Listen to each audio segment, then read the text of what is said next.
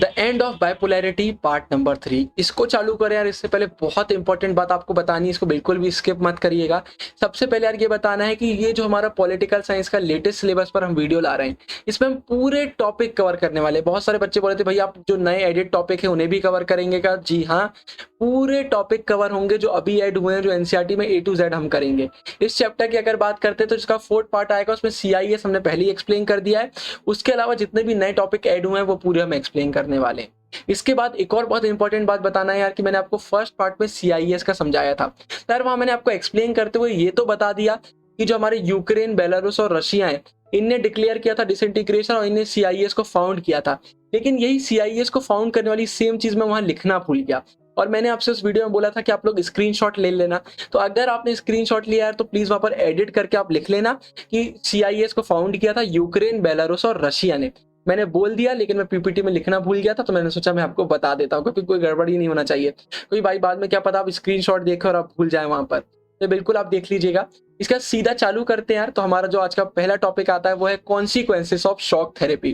पहले हमने भाई शॉक थेरेपी के बारे में देख लिया, अब हम देख लेते हैं भाई शॉक थेरेपी के क्या कॉन्सिक्वेंसेस हमें देखने को मिल रहे थे। तो भाई ये जब शॉक थेरेपी आया था, इसने सबको बोला था कि भाई हम आपको एकदम मस्त कर देंगे, बहुत हाई लेवल पर ले जाएंगे, सब चीज नॉर्मल हो जाएंगी। लेकिन इसने बर्बाद करके रख दिया। मतलब यूएसएसआर के बाद जितने भी रिपब्लिक थे वो सब शॉक थेरेपी को फॉलो कर रहे थे कि इनका ट्रांजिशन का प्रोसेस चल रहा था। इस ट्रांजिशन के प्रोसेस में इनको उम्मीदें थी कि बहुत अच्छी चीजें होने वाली हैं फ्यूचर में, लेकिन कुछ भी नहीं हुआ। वही हम पूरा देखते हैं क्या कॉन्सिक्वेंसेस हमें देखने को मिलते हैं। सबसे पहले डिजास्टर आ गया था रीजनों में, इनकी इकोनॉमी से एकदम रियून हो गई थी, पूरी इकोनॉमी रियून हो गई थी। इसका सिंपल रीजन यार जो प्रोसेस किया गया, देखिए सिंपल सी चीज यार, यूएसए बहुत अलग तरीके से चलता था, यूएसएसआर बहुत अलग तरीके से चलता था। जहाँ यूएसए प्राइवेटाइजेशन, मार्केट फोर्सेस को उसमें चलता था, हमारा यूएसएसआर पूरा स्टेट ओन चलता था। पूरे स्टेट पूरी चीजें देखते थे यार। तो अगर आप वहां से वहां का स्टेट ही हटा दोगे, उसको एकदम से यूएसए बनाने का ट्राई करोगे, तो भाई उसका तहस नहस होना तो पक्का है। इतने सालों में उसने अपने आप को उस तरीके से ढाल लिया था, तो उसको आप एकदम से चेंज नहीं कर सकते। तो भाई इनने क्या किया यार, अगर हम रशिया की बात करते हैं तो रशिया में जितना भी हमारा इंडस्ट्रियल कॉम्प्लेक्स स्टेट ओन था, स्टेट जिसको कंट्रोल करता था, वो एकदम पूरी तरीके से कोलैप्स हो गया। जो 90% ऑफ इंडस्ट्रीज थी यार, उनको सेल पर डाल दिया गया प्राइवेट इंडिविजुअल और कंपनीज के लिए कि भैया आप सेल हो रही है, आप लोग खरीद लो। भाई वो स्टेट ओन्ड होती थी, एकदम से आपने इसको चेंज कर दिया, तो ये खराबी देखने को मिल रही। देखिए एक्चुअली हो क्या रहा था यार, अगर हम पहले की बात करते हैं तो पहले जो भी इंडस्ट्रियल पॉलिसीज होती थी उसे गवर्नमेंट फ्रेम करती थी, लेकिन अब गवर्नमेंट का इस तरीके से रोल पूरा खत्म करके मार्केट फोर्सेस को ले आए थे। भाई मार्केट का जैसा सिनेरियो चल रहा है, मार्केट में जैसी एस्पिरेशन चल रही है, उस हिसाब से आपका काम होगा। तो जब ये चीज करी गई और इसके बेसिस पर पूरा रिस्ट्रक्चर करने का कोशिश किया गया, तो इंडस्ट्री एक प्रकार से पूरी डिसअपियर हो गई थी, पूरी बर्बाद होकर रख गई थी। इसको बोला गया यार the largest garage sale in history. इसको लार्जेस्ट गैराज सेल इसलिए बोला गया यार क्योंकि बहुत वैल्यूएबल इंडस्ट्रीज को बहुत कम दाम पर बेचा जा रहा था। जैसा कि दिया हुआ है यार, valuable industries were undervalued and sold at throw away prices. बहुत कम दामों पर उन्हें बेचा जा रहा था। पूरे सिटीजन को बोला गया था, वाउचर दिए गए थे कि आप पार्टिसिपेट कर सकते हैं इन सेल्स में, लेकिन लोगों को इतने ज्यादा पैसे की जरूरत थी कि सबने अपनी जो ये वाउचर थे वो ब्लैक मार्केट में जाके बेच दिए। मतलब सबको बोला जा रहा था भाई कि प्राइवेटाइजेशन हो रहा है, आप इंडस्ट्री आकर खरीद सकते हैं, जितना पैसा उस हिसाब से आप खरीदो। लेकिन लोगों के पास पैसे की इतनी कमी थी कि उनको इस चीज में इंटरेस्ट नहीं था, उन्हें ब्लैक मार्केट में बेच के भाई अपना पैसा कमा लिया। इसके बाद भाई जो रूबल हमारी रशियन करेंसी है वो एकदम से डिक्लाइन हो गई थी, बहुत ज्यादा डिक्लाइन हो गई थी। और उसके बाद इन्फ्लेशन देखने को मिला था, हर चीज में महंगाई आ गई थी। जो भी हमारी गुड्स एंड सर्विसेज है वो एकदम महंगी होने लगी थी। लोगों की पूरी सेविंग खत्म हो गई थी। अब यहाँ पर मैं आपको फिर से एक टास्क देता हूँ यार, आप मुझे कमेंट सेक्शन में बताना किसी कंट्री की करेंसी एकदम से डिक्लाइन क्यों होती है। अगर करेंसी में डिक्लाइन आ रहा है तो इसके पीछे रीजन क्या होते हैं। आप गूगल पर सर्च करो, बुक से पढ़ो, लेकिन मुझे कमेंट में जरूर बताना, ये आपको मुझे बताना है। इसके बाद भाई जैसा हमने पहले पढ़ा था यार, कलेक्टिव फार्मिंग होती थी, इसको भी डिसइंटीग्रेट कर दिया गया। अब यहाँ पर एकदम से लोगों की फूड सिक्योरिटी खत्म हो गई थी। इस चक्कर में रशिया को बाहर से फूड इंपोर्ट करवाना पड़ रहा था, मतलब पूरी चीजें खत्म हो रही थी। भाई इनका जो भी कलेक्टिविज्म था ना वो खत्म हो गया था। अब कोई भी यहाँ स्टेट का काम नहीं था, इन लोग कलेक्टिवली कोई काम नहीं कर सकते थे, पूरा यूएसए के पद चिन्हों पर ये चलने लगे थे। तो ये हमें देखने को मिला। उसके बाद हम रशिया की अगर रियल जीडीपी की बात करते हैं तो 1999 का जीडीपी 1989 से भी कम था, जो कि अपने आप में शॉकिंग था। मतलब ये एक तरफ पॉजिटिव चेंज की बात कर रहे थे डिसइंटीग्रेशन के बाद, लेकिन वो कुछ भी देखने को नहीं मिला। तो कुल मिला के ओल्ड ट्रेडिंग स्ट्रक्चर था वो भी बर्बाद हो गया था, इनका ओल्ड ट्रेडिंग स्ट्रक्चर भी पूरा खत्म हो गया था और उसके बदले कोई अल्टरनेटिव भी नहीं था। इन शॉर्ट हम बोल सकते हैं जो पहले एक सोशल वेलफेयर का सिस्टम होता था सोवियत यूनियन का, अब वो पूरी तरीके से खत्म हो गया था। अब वेलफेयर की कोई बात नहीं करी जा रही थी, पूरा यूएसए का प्राइवेटाइजेशन और वही यूएसए वाला कैपिटलिज्म अब हमें देखने को मिल रहा था। इसके बाद भाई अगर हम बात करते हैं, गवर्नमेंट की सब्सिडीज खत्म हो गई। गवर्नमेंट की सब्सिडी खत्म करी तो भाई बहुत सारे लोग पॉवर्टी में धकल गए। सिंपल सी बात है भाई, गवर्नमेंट वहां पर बहुत बड़ा रोल प्ले करती थी लोगों के वेलफेयर में, लेकिन अब वो चीज हमें देखने को नहीं मिल रही थी, तो ये अपने आप में लॉस आया था। उसके बाद मिडिल क्लास की बात करते हैं तो मिडिल क्लास का हाल बेहाल हो गया था, सोसाइटी में एकदम आखिरी स्तर पर ही आने लगी थी कि भाई पूरी इनकी ना एक वेलफेयर सिस्टम खत्म हो गया था। उसके बाद बहुत सारे ऐसे लोग थे जो बिल्कुल तबाह हो गए थे, मैन पावर खत्म होने लगा था, बहुत सारे लोग माइग्रेट कर गए थे। भाई सबको अपनी जिंदगी प्यारी है, सबको अपना लाइवलीहुड कुछ भी करके कमाना है, ये चीज हमें देखने को मिली। इसके बाद माफिया लोग, गुंडा लोग इमर्ज हो गए थे कंट्री में, जिन्हें पूरी इकोनॉमिक एक्टिविटीज को कंट्रोल करना चालू किया, तो ये चीज हमें देखने को मिल रही थी। इसके बाद फिर जो प्राइवेटाइजेशन हुआ, हमें उसके चक्कर में बहुत ज्यादा इनइक्वालिटी देखने को मिल रही थी। अगर हम पोस्ट सोवियत स्टेट्स की बात करते हैं, स्पेशली रशिया की बात करते हैं यार, तो अब रिच और पुअर रीजन बन गए थे। मतलब एक बहुत ज्यादा हमें भेदभाव सा ये देखने को मिल रहा था, एक पूरा इनइक्वालिटी आ गई थी मार्केट में, ये एक चीज हमें देखने को मिल रही थी। लोगों में भी यही हुआ था यार, इकोनॉमिक इनइक्वालिटी लोगों में आ गई थी, रीजन में भी आ गई थी, लोगों में भी आ गई थी। कई लोग बहुत अमीर हो गए थे, कई बहुत गरीब हो गए थे, ये पूरी चीज हमें देखने को मिल रही थी। और फिर इसके बाद यार एक और चीज हुई, वो ये हुआ कि एक तरफ इकोनॉमिक ट्रांसफॉर्मेशन तो बहुत तेजी से चल रहा था, लेकिन इनने एक वादा और किया था, वो था डेमोक्रेटिक इंस्टीट्यूशन सेटअप करने का, लेकिन इसका अता पता ही सा नहीं लग रहा था। इसको इतनी अटेंशन ही नहीं दी, इतनी प्योरिटी नहीं दी गई जितनी इकोनॉमिक ट्रांसफॉर्मेशन को दी जा रही थी। भाई देखिए, वेस्ट को भी अपना फायदा देखना है, उसको पता है हम इकोनॉमिक ट्रांसफॉर्मेशन करेंगे तो कहीं ना कहीं हमारे इन्फ्लुएंस में लोग आएंगे, हमें बहुत फायदा मिलने वाला है, लेकिन उनको डेमोक्रेटिक इंस्टीट्यूशन से इतना कोई ज्यादा फायदा नहीं मिलता, तो इस पर कभी भी प्रायोरिटी नहीं दी गई। इसके बाद क्या हुआ यार, जो ये नई नई कंट्रीज थी, इनका जो कॉन्स्टिट्यूशन थे ना, उनको बहुत हरी में बनाया गया, इसमें हम रशिया को भी इंक्लूड कर रहे हैं। इन सब का जो कॉन्स्टिट्यूशन ड्राफ्ट हुआ उसको बहुत जल्दबाजी में किया गया, तो भाई जल्दबाजी में किया हुआ काम कभी भी सही नहीं होता।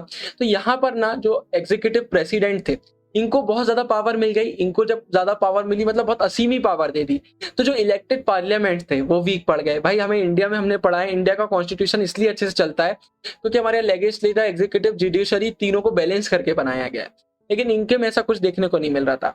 तो बहुत ज्यादा पावर कुछ कुछ एरिया में लोगों को मिल गई थी, बाकियों को मिली नहीं थी। तो कॉन्स्टिट्यूशन ने जब ये गलती कर दी भाई, तो कंट्री में प्रॉब्लम तो होना ही है।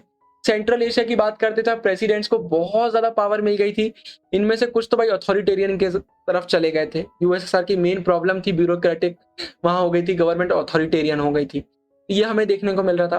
तो इसका एग्जाम्पल दिया हुआ है, अगर हम तुर्कमेनिस्तान और उज्बेकिस्तान के प्रेसिडेंट्स की बात करते हैं, तो इन्हें सबसे पहले तो अपने 10 साल के लिए अपने आप को प्रेसिडेंट बनाया, 10 साल के लिए पावर में आए, और इसके बाद इनने अपना रूल 10 साल के लिए और बढ़ा लिया। मतलब आप समझ सकते हैं इनको कितनी पावर दे दी गई थी, और यहाँ पर कोई भी अपोजिशन अलाउड नहीं था, कोई भी आवाज नहीं उठा सकता था। तो ये आपको समझ में आ रहा होगा कि कॉन्स्टिट्यूशन में अगर गड़बड़ी हो जाए तो क्या क्या चीजें हमें देखने को मिल सकती है। तो मतलब कई जगह तो भाई अभी जुडिशरी का कल्चर आने ही बाकी रह गया था, जुडिशरी को इंडिपेंडेंस नहीं मिली थी। आपने 11th क्लास में पढ़ा होगा एक जुडिशरी कितना इंपॉर्टेंट होता है किसी भी एक कंट्री के लिए, लेकिन यार जुडिशरी का इतना कुछ था ही नहीं, बहुत कंट्री में तो एस्टेब्लिश ही नहीं हुई थी। तो ये प्रॉब्लम हमें देखने को मिल रही थी। इसके बाद अगर हम बहुत सारी इकोनॉमिक्स की बात करते हैं, अगर स्पेशली रशिया की बात करते हैं यार, तो ये 2000 के बाद रिवाइव होना चालू हुई। मतलब इनको 10 साल लग गए इंडिपेंडेंस के बाद थोड़ा स्टेबल होने में। स्टेबल होने का रीजन ये था, रिवाइवल होने का रीजन ये था कि जो इकोनॉमिक्स थी ना, ये नेचुरल रिसोर्सेस जैसे ऑयल हो गया, नेचुरल गैस हो गया, मिनरल्स हो गए, इनको एक्सपोर्ट करते थे, तो इससे इनकी बहुत ज्यादा कमाई होती थी।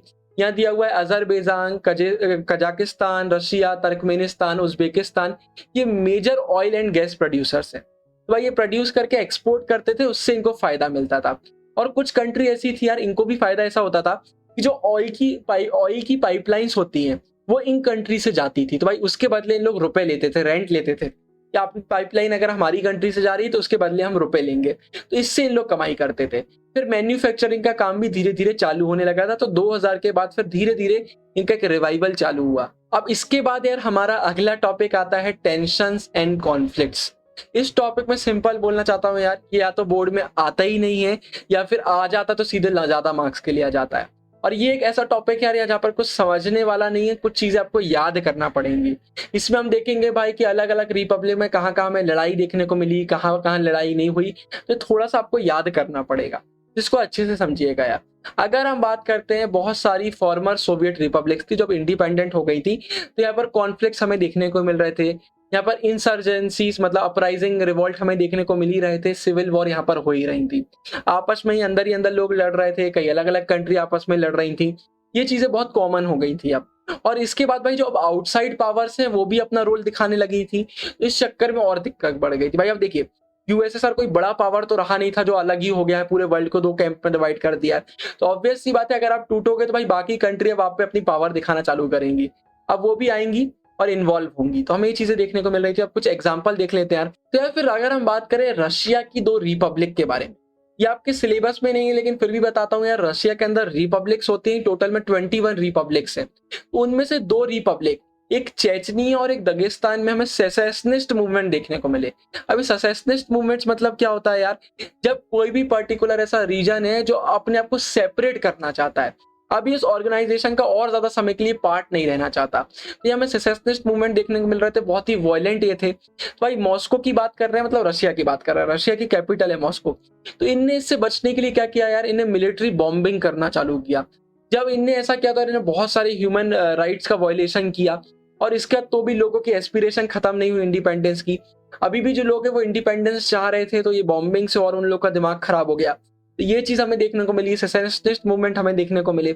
उसके बाद अगर हम सेंट्रल एशिया की बात करते हैं तो तजिकिस्तान में हमें सिविल वॉर देखने को मिल गई। सिविल वॉर मतलब जब एक कंट्री में ही लोगों की लड़ाई हो जाती है आपस में, तो सिविल वॉर हमें देखने को मिल रही है जो 10 साल 2001 तक चली, तो ये चीज हमें देखने को मिल रही है। आपको याद करना पड़ेंगे कुछ चीजें, अगर आपको बोर्ड में आ जाता है क्वेश्चन 6 मार्क्स में, तो आपको लिखना पड़ेगा इनके बीच लड़ाई हुई, इनके बीच में हुई, तो ये हमें देखने को मिला। फिर इसके बाद यार कुछ रीजनों के सेक्टरों में भी हमें लड़ाई देखने को मिल रही थी, कुछ रीजनों में ही लड़ाई हो रही थी अंदर ही अंदर। जैसे हम अजरबैजान के प्रोविंस की बात करते हैं, कि अजरबैजान की प्रोविंस की बात करिए जिसका नाम है नगर्नो काराबाग प्रोविंस, तो यहाँ पर यार कुछ आर्मेनियन लोग रहते थे, लोकल आर्मेनियन लोग थे।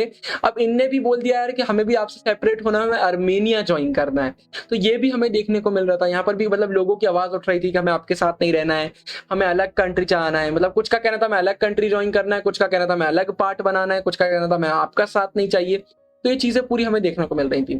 फिर इसके अंदर अगर हम जॉर्जिया की बात करते हैं, तो दो ऐसे प्रोविंस थे जो इंडिपेंडेंस डिमांड कर रहे थे, तो अब उनने इंडिपेंडेंस डिमांड करी, तो इसके चक्कर में वहां सिविल वॉर देखने को मिल गई थी, तो ये भी हमें देखने को मिला।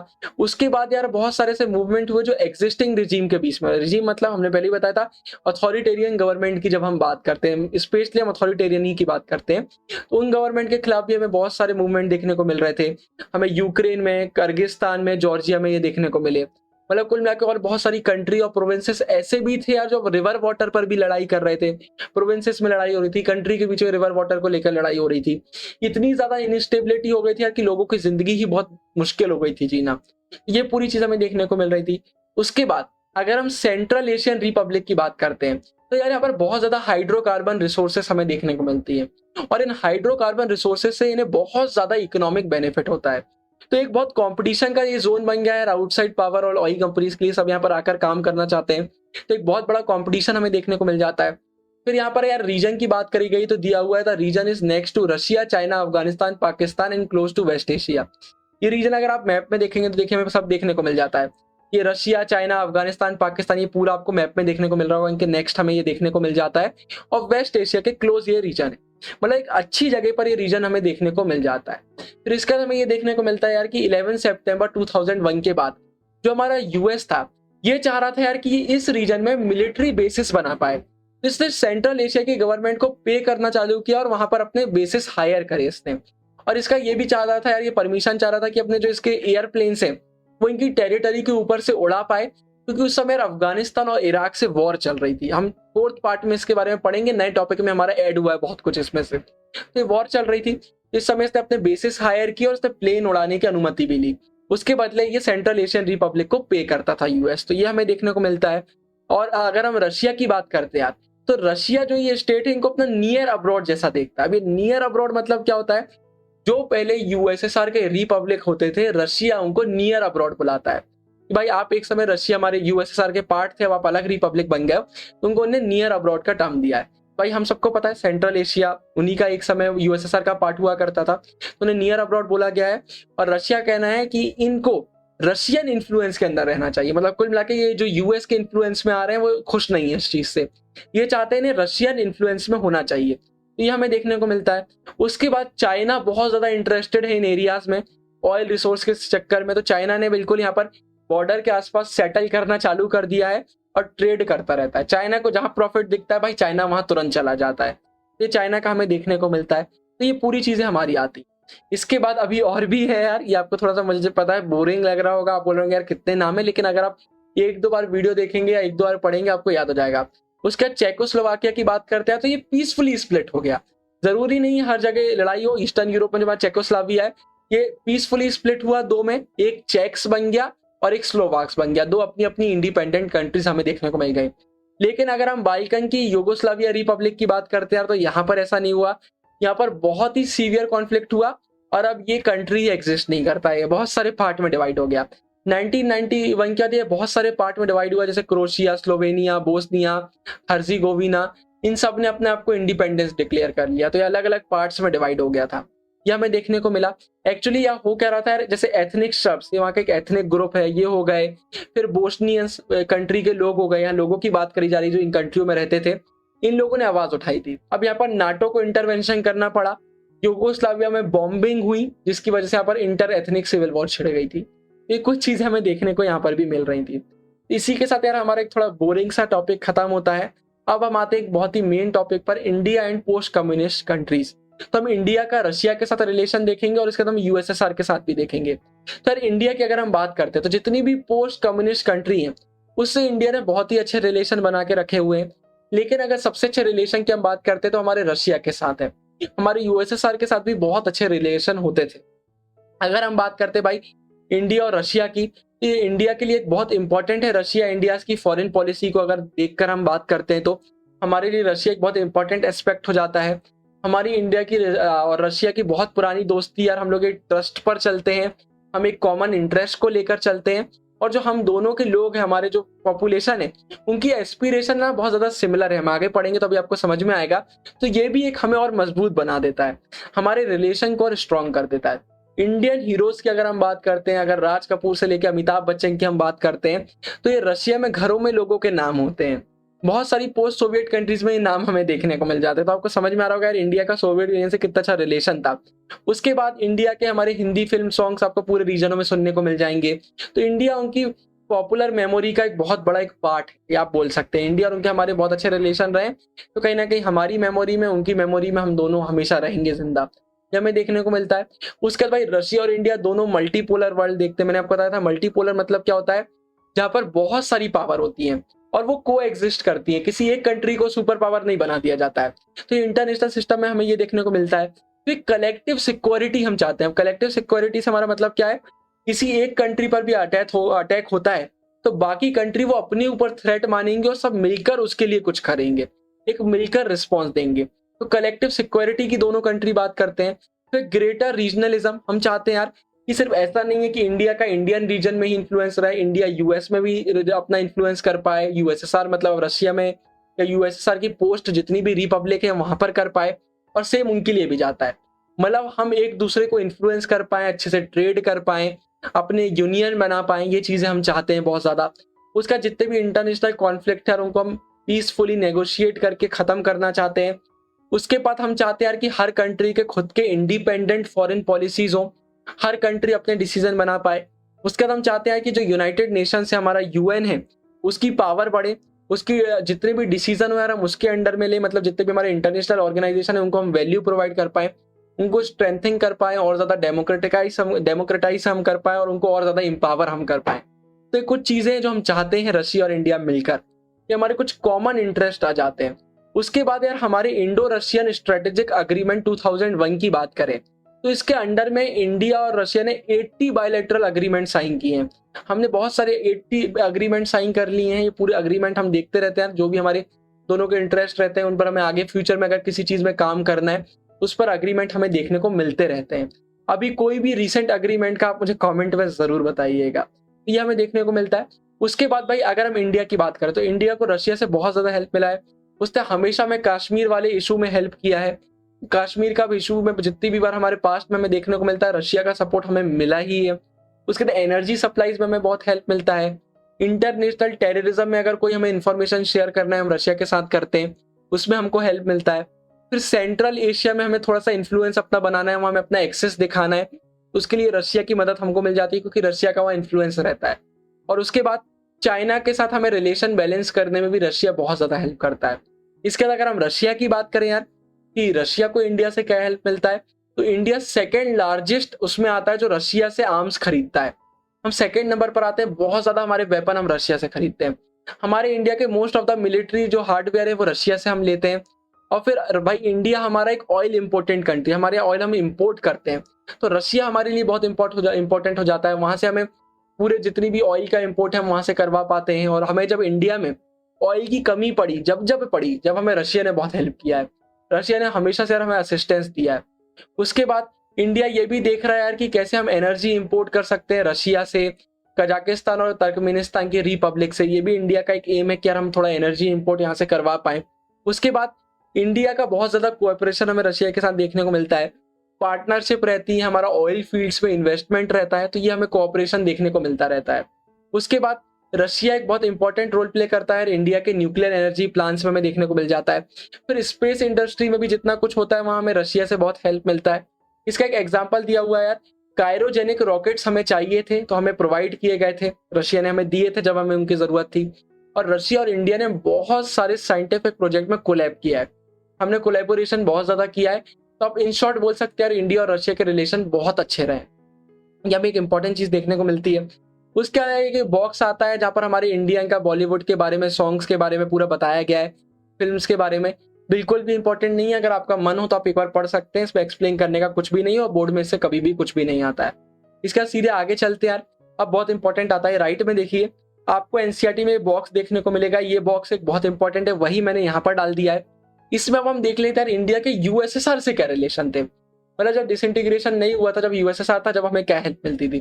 तो भाई बोर्ड में कभी भी 4 मार्क्स में क्वेश्चन आता है तो 4 पॉइंट याद रख लीजिएगा, इकोनॉमिक, पॉलिटिकल, मिलिट्री और कल्चरल। तो अगर यार हम इंडिया की इकोनॉमिकल वे में बात करते हैं तो इकोनॉमी में बहुत हमें हेल्प मिली है। जैसा आता है यार, हमें बहुत ज़्यादा असिस्टेंस मिला है सोवियत यूनियन से, हमारे पब्लिक सेक्टर कंपनीज को बहुत ज़्यादा इनने हेल्प किया जब वो मिलना बहुत मुश्किल होता था।